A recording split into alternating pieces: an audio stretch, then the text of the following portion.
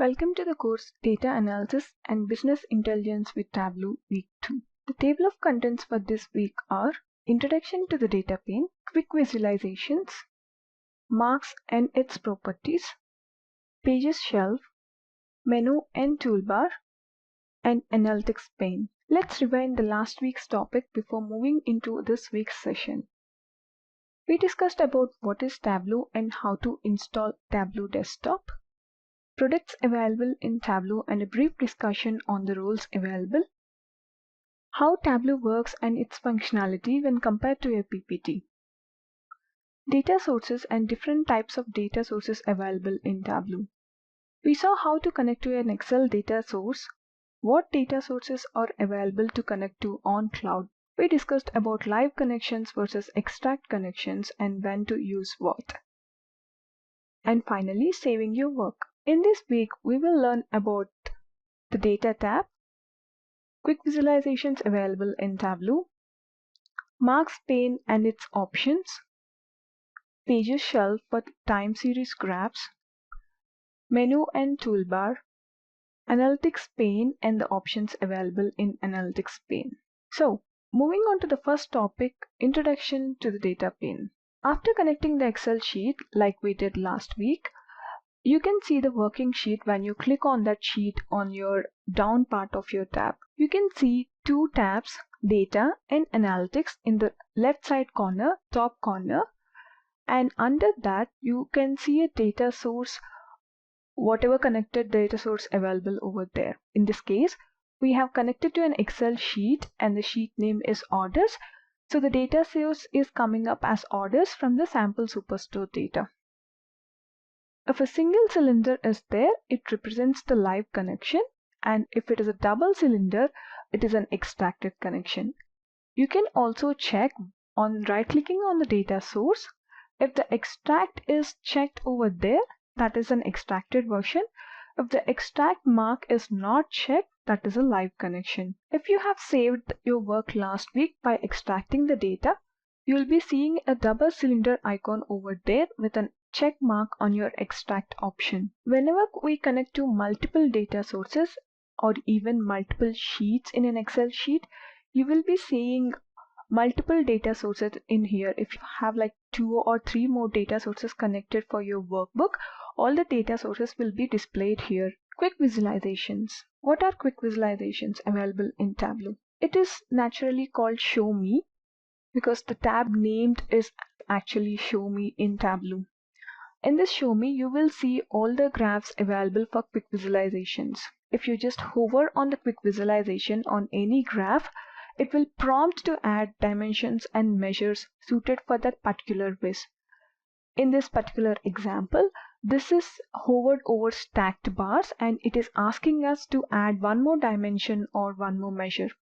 You can toggle between the vizes if you want to look at your data in a different perspective. While the type of data being presented often describes the type of chart being used, knowing how to create each of these common chart types will give you greater flexibility in what you can create in Tableau. And it can also make you a better visualization expert. Now, we will see the live demo of these visualizations in Tableau. Moving on to our tool, I'm just connecting to the Excel sheet again. Tableau will load the data from the Excel sheet into Tableau. I'm pulling on all the data from our practice file. So it will show all the rows and columns available in our practice file, and I'm going to the sheet. This is the sheet you will be seeing whenever you connect the Excel sheet and whenever you're moving from the data source to the main page. This is where you build all your visualizations. As we discussed, this is the data pane and this is the analytics pane. These are two tab-like versions and you can see your data source file connected over here. In this case, I'm connected to the Excel sheet and I have pulled the full data sheet into our Tableau desktop. So you can see the full data coming up over here. This is just the name and you can rename it into whatever the file name you want it to. And I'm only seeing a single cylinder icon here. It states that my connection is a live connection. If you just go in here, right click and see these options, the use extract button check mark did not come here. If you have an extracted version, you will be seeing a check mark, blue check mark over here saying that the Tableau workbook is actually using the extracted version of the sheet. Whatever data is present in your Excel sheet will pop up here. All the columns and rows will be coming up here. You will see the column names in here in blue and green. Next, going to the quick visualizations, you can see this show me tab over here in the right corner, and if you hover on each visualization, it will pop up what dimension and what measure you need to keep it over here, and how many measures or how many dimensions the graph actually needs to create a visualization. Right now it is all grayed out because our view doesn't have any columns or rows present on the sheet. So if I drag, I'm just going with a line chart here, and if I want to create a line chart, I need a dimension and a measure. Double clicking on the dimension will throw that column onto our sheet, or else you can simply drag whatever column you need into the rows and columns. Right now we are seeing a bar chart, but I just want to create a line chart from here. So line graphs help display changes over a period. Use them to view and predict various trends and patterns for your business. So some common values and data points includes sales, profits, customer numbers, subscribers, and rates. You can plot a single value or several in a same line chart. If we are going with a line chart, it is always best to view it in a date format to predict the changes in a set of time. So now all of the views came up because we have enough dimensions and measures present on our view. I'm just clicking on the line chart. See, Tableau automatically picked up whatever it needed for a line chart. It threw category into the color because category is not needed on the rows and columns. So it picked up the measures onto the rows and columns, the order date onto the column, and the profit onto the row. If you see here, it is displaying the years on here, and each category is colored for each line. And if you want to display the labels, you can click on show mark labels, which will display the numbers over there. So this is a basic line chart what we created, and we can also add some annotations to our visualization to call out a specific mark or a specific point, such as location on a map or an area such as cluster of scatter marks. We have like three type of annotations in Tableau. One is mark, the other one is point, and the other one is area. To select this option, to select the mark option to add an annotation that is associated with the selected mark, this option is only available if a data point or mark is selected.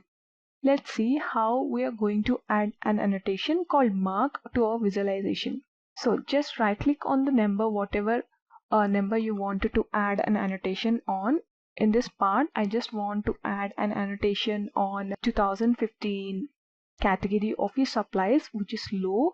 It is like 25,1100. I want to point out saying that okay, in this point of time we are actually low, and I'll just right click on that point, go to annotate and click on mark. So this will appear for us to add a mark onto a visualization. You can actually edit this box to show your annotation in a particular view. I just want to write in this year our sales are low as. You can write any point you need to point out that point, saying that okay, here is where you have to concentrate on. And this is how we add a mark onto our visualization. And we have two more options to add into our visualization. Let's say we want to add a point onto our visualization. Point is an annotate to add a specific point onto your view. I'm just going to add a point on 2016 furniture value. Right click on it, annotate, point. So the same text box will appear over here, but the look and feel will be different whenever you write and click on OK. So I'm just saying here, in the year we had a profit of this much. Okay. So if you see the difference between this mark and point option, you can move them to any point and you can highlight it. Mark will come like a box, to particularly point. Both will look the same in the look wise and feel, but point annotations are used to point out the reference lines or a value on an axis, and mark annotation is only available when you just point it out to a specific point, and this one you can actually point out to a reference line as well. And we have one more annotation called area annotation. In this area annotation, you can actually select a particular set of area and describe the area in this kind of box. To create an area selection, this is also the same process. You just have to right click on whatever area you want and you can annotate saying it as an area. If you see here, I just right clicked on the random space on my view, and the mark card is not applicable in this point because we did not point it out onto a specific data. You can also format this annotation by right clicking on the box and you can say format. You will be displayed the options available to format this box. You just want to display the box in four-sided and a single edge, or you can give a shading to it, you can give the borders, you can just say the corners should be round, square, or very rounded like that. And you can also display the point, the line color, and also the way the line looks and what is the ending of the line should look like. Is it an arrow or open arrow? And you can also control the end size of the arrow. If you want to remove any kind of annotations on your views, you just have to right click on it and click on remove. It'll be gone from your view. So our next topic is how to create a bar chart. Bar charts are great because they are like totally simple and you can simply compare data with different categories. If it is vertical or if it is horizontal, you can simply compare the categories. They create an easy to comprehend visual representation of your key data. The size of the bar columns represent the data values. So to create a bar graph, if you hover on the bar graph, it is asking for a dimension and it is asking for a measure. Let's drag category onto our rows and sales onto our columns. So this is the basic bar graph we will get when you drag the category into the rows or a dimension into your rows or measure into your columns. This is the horizontal bar graph, and you can actually flip into a vertical bar graph by simply clicking on flipping the rows and columns vice versa. This is how you see a vertical bar graph. By simply clicking on the show mark labels, you will see the data and you can easily compare the difference between furniture and office. Next, I will be creating a lollipop chart from this bar chart. Lollipop charts compares categorical data. They use circles, bars, mimicking the appearance of a candy lollipop. These lines work like the columns in the bar chart, measuring scale. Add color to your circles to better demonstrate magnitude or category. So, to create a lollipop chart, we need to talk about the dual axis. What is dual axis? Dual axis is placing two measures in the rows or columns. Let's say I'm placing the sales again onto my rows. For now, I'm just switching off my mark labels. So now I have two measures saying that my sales is like this. I'm swapping them again to horizontal to create a lollipop chart. So I have two axes now. One is for sales and one is also for sales. In the second axis, I will be changing this bar graph to a circle, and to create a dual axis, I need to right click on my column sales and click on the dual axis over here. Right now, the dual axis will merge both my measures into one. Let's say I have sales on both measures as sales. That's why they actually overlapped over here. So what I will do is I will change one of my sales mark card to a bar and I will leave the other as a circle because I'm creating a lollipop kind of bar chart. To actually adjust it to look like a lollipop, I'm adjusting the size of my bar graph to show them like line, and the other one I'm just adjusting it according to the line we created right now, and the round circle will look like a lollipop. Click on the entire view. The sizes has to adjust according to the line graph.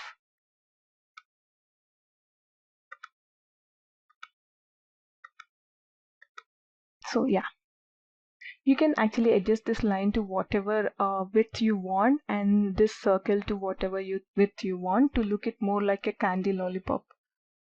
And just to our visual representation, I'm adding category into the color, so all these three lines will come up in different colors.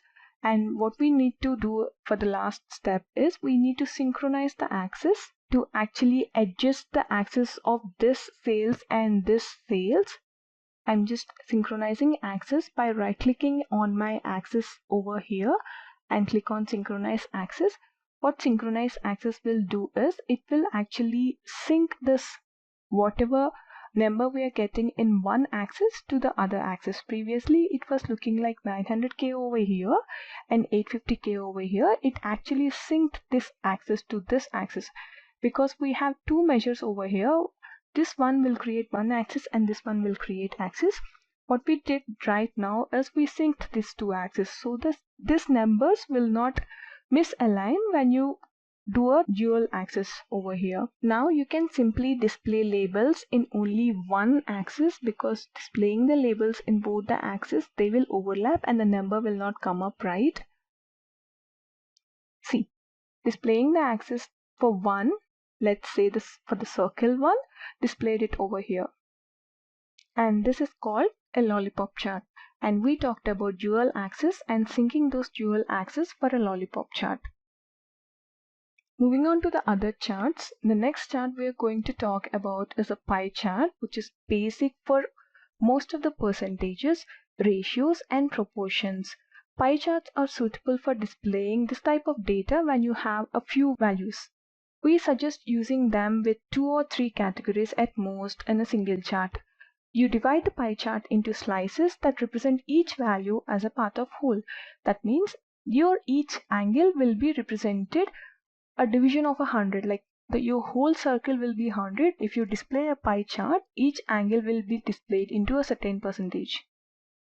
If you don't know what to keep for a pie chart, you just click on whatever columns you want you to see in a pie chart. And if you're not sure what you want to see, just click on the columns, dimensions and measures. And if you click on pie chart over here, Tableau will automatically make into a pie chart. Click on the entire view and you can see the whole round into your whole page, and you can even display the labels over here. So we display the numbers for each angle on category wise. We have 3 categories, and for each category a number is displayed. As we drag the sum of sales into a view, each category is displayed as for sum of sales, and the angle is actually adjusted according to the value. So the category has only 3 values, so the pie chart is looking beautiful and it is only displaying 3 colors. But if you have like too many values in your column, let's say you have a state over here in the color, because we have too many states, the states will be displayed like this, and the pie chart is not a good looking graph for this requirement, because state has too many values inside it and all the angles and colors will be overlapped, and whenever you display like this, most of the values will be hiding at the back of each value and they won't be displayed it right. So it is always necessary for a pie chart, you need to pick up a column which has less values, let's say category or a subcategory. Category is the best in this part of data set because it has only 3 values inside it. We already spoke about the dual axis part, so I'm going to describe how we are making a donut chart out of a pie chart. I'm creating an axis for the pie chart, so I'm using a minimum value of 1. So this will display 1 card for me, and I'm creating one more. Let's say we have got 2 axes right now, and in one of my axes, in the marks card, I'll be removing everything over here. So I'll get a blank circle. I'm making this circle white. So the color of the circle will be white. It is not gone away, but if I change the color to white, so it is not displayed over here, but we still have the circle over here. And for my first circle, I'll be increasing my size a bit. So right now we have to make it into dual axis. So what happens is the axis will merge and the second circle will be overlapped on the first circle. Right now my white circle is actually overlapped onto the category circle, because for my next marks I did not have any values over here. This is completely coming as white, and the second one I have category and sum of sales, so this one will be displayed, and you can actually adjust this white circle into whatever size you want to make it look like a donut. I just prefer making the white circle a little bit more, so it actually looks like a donut. And you can switch off the labels for the second marks card so that one will be gone in your middle circle and the values will be displayed on the outer circle. To actually sync this axis, I'm right clicking on the axis and click on the synchronize axis. As I have the same value over here, 1 and 1, synchronizing axis is not needed, but whenever you are using two different measures from here, it's always better to synchronize axis to align them equally. And this is how we make a donut chart. Let's move on to the other maps. The next graph we will be seeing is a map. And maps can be used for two purposes: to give users a visual way to see divisions in company structures or regions, to display measures like a heat map showing areas of high or low performance. Tableau comes with several built-in mapping capabilities to let you design simple maps. You need to have this location data in your dataset. For creating a map, you have to create a geographical field onto your view. Let's say I'm creating a map for the state. So say state is actually a data type for the geographical content. By double clicking on the state, what Tableau will do is it will automatically understand that it is a geographical field, and it will automatically create the longitude and latitude for your view, and your state details will be gone into the detail mark. So if you just drag your state into the color rather than into the detail, it will actually mark all the states into different colors. Right now we don't have any measure value, that's why it is not showing us any measures or the lower or higher in sales in any of the region. So we need to add some of the measures into your view. So I will be adding the sales into the color rather than the state, and I will be adding the state into the detail. So my graph will be like this. All the sales will be shown into different colors. Tableau will automatically recognize that it is a value. So the first value starts from 920, and this color palette will be allocated from the lower range to the higher range. If you want to change the color palette, you can click on this arrow mark and you can edit the colors to whatever color you want. So the whole map will change into whatever color you selected, and you can display the labels. Right now it is only displaying the sales labels. We can also display the state labels by dragging the state into our labels, and also sales into the labels. So we will be seeing for each state what are our sales, and is it in green or is it in yellow or is it in light yellow. Based upon the differentiation of the color, you can easily differentiate which state is performing well. So this is how you will be building a map view onto the Tableau. Moving on to the other charts we have in Tableau, we have a text chart, and we have a heat map, and we have a highlight table. These three maps are totally related to the text content. Whenever you wanted to display it in the form of tables, you can actually select it as a text or a heat map or highlight table map. So through tables aren't technically charts, they remain popular. That's likely because of the user's familiarity with our Excel sheets. We suggest that each time you create a visual, you start with a table before converting it into a chart. This will help you ensure that your numbers and calculations are feeding through accurately. If you want to create a table chart, just select a category and sales. By just double clicking on it, Tableau will automatically arrange it in the format of a table. And if you want to change it to other tables, it is a heat map. And if you show the labels will be on over here, and this is how your heat map will look like. Have to adjust the labels to come up in the middle so that the heat map will be adjusting according to your values. Heat map is actually preferred when you have so many values, and if you want to highlight a table according to the color, that means which category is actually performing well, that will be categorized according to the color. For these tables, it is always best to use so many dimensions into your data because it will be displaying each dimension separately based upon the color. If you see in the technology, the consumer is performing well. In the office supplies, the consumer is performing as well.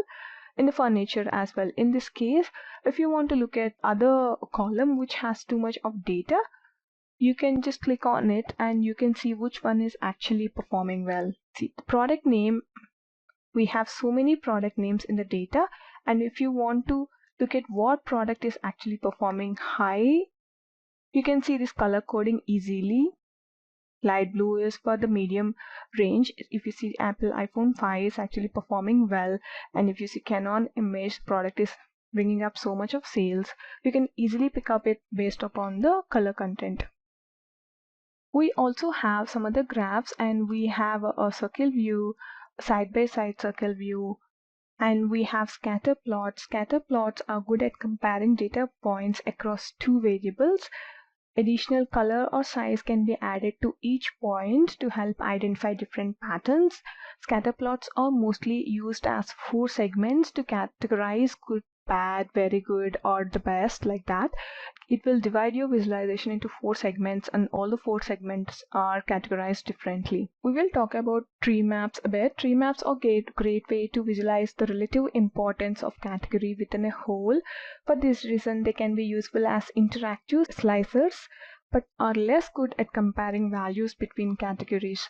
Let's say if you want to categorize the product name based upon the sales, like we saw in this table, a heat map is best for this view because it will pick up the highest sales product into the first part. That means it is also coming in a color coded version, but you can see the highest sold product into the start. If you put the same visualization into a heat map will be like this,